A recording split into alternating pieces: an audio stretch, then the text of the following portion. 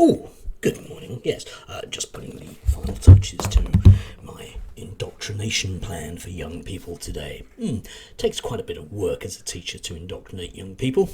Whew. Still, get long holidays, eh? Get long holidays. Yeah. Today, I want to talk to you once again about schools and indoctrination. It's probably something I'm going to bang on about in a kind of boring way over the next few weeks. But anyway, I was watching Colin Brazier or something, I don't know, in this flaming thing that working men stand around, I don't know, on GB News today, who was complaining bitterly, obviously, about woke teachers indoctrinating young people and not allowing them to think for themselves. The intriguing thing, of course, about Colin, which if you watch the video below you'll notice, is that he believes that children are empty vessels, in the sense that, well, you have to fill them up with knowledge, and at a certain point, ding, they become ready.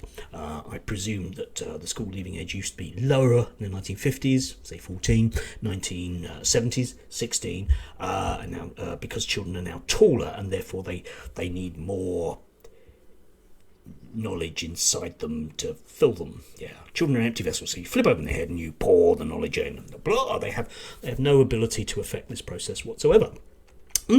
And yet we need to teach them to think for themselves. Anyway, never mind the cognitive dissonance of that. I'm sure Colin doesn't.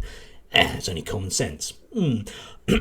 Yeah, so anyway, let's talk about actual indoctrination today, shall we? Indoctrination is when a particular viewpoint is thrust upon people, okay? We tend to think about that as young people. We tend to think of the pioneers, the Commissar pioneers in Stalin's Russia, boo-hoo-hoo, bad people.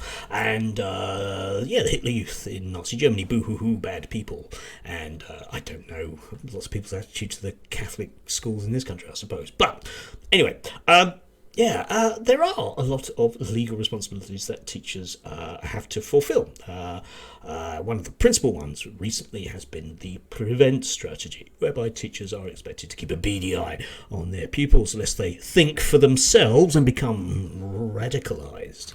Yeah, and this was around about the time of the Olympics, basically, in this country, and I think the idea was that we'd keep a beady eye on any Muslim kids that looked like they were being radicalised into the certain negative aspects of their faith, shall we say.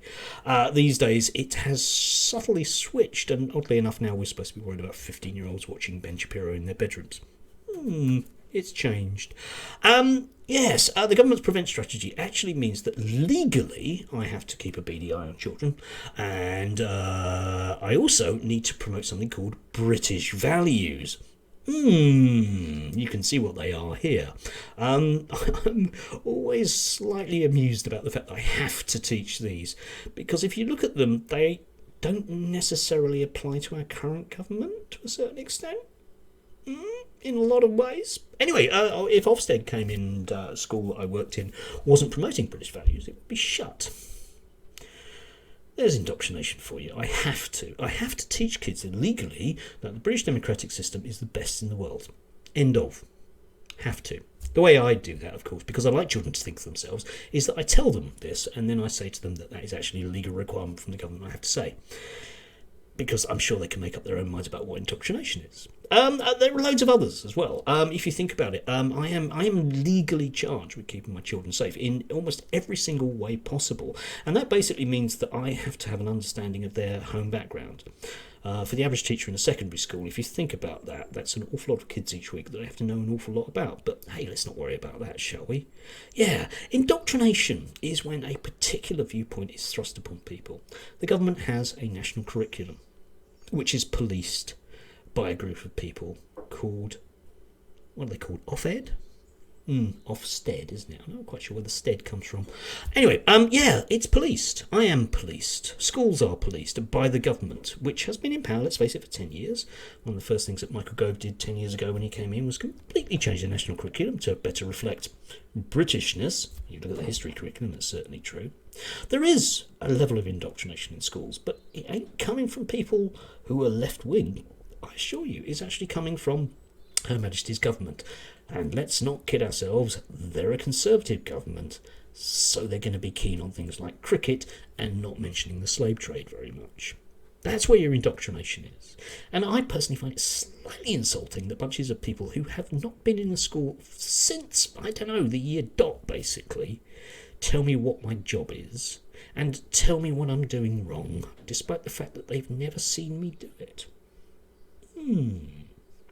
Anyway, various links I will post up about this, and you can look for yourself. Think for yourself. Don't take my word for it.